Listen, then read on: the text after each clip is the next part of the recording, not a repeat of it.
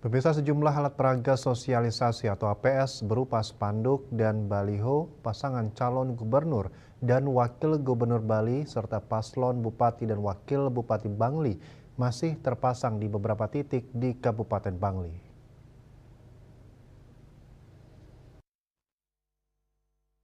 Padahal KPU Bangli sebelumnya sudah mengingatkan paslon agar segera mencabut APS yang dipasang paling lambat sehari sebelum masa kampanye dimulai.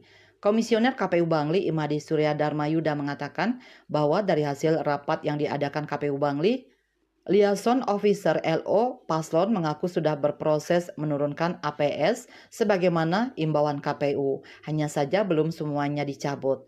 LO Paslon pun telah mempersilahkan KPU agar menertibkan APS yang masih tersisa.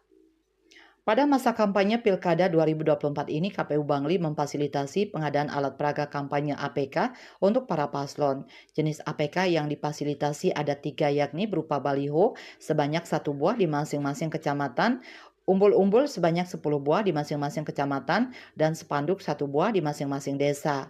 Untuk APK jenis baliho, Surya Dharma mengatakan saat ini pihaknya masih menunggu desain dari paslon untuk nantinya dicetak. Di luar APK yang difasilitasi KPU Bangli, paslon dibolehkan memperbanyak APK maksimal 200% dari jumlah yang difasilitasi.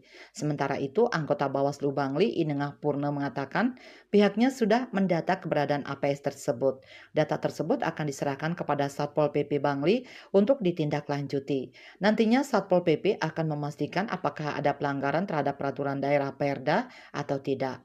Purna pun berharap adanya kesadaran dari tim paslon untuk menurunkan APS, mengingat masa kampanye sudah dimulai sejak 25 September 2024. Dayu Swasrina, Bali Pos.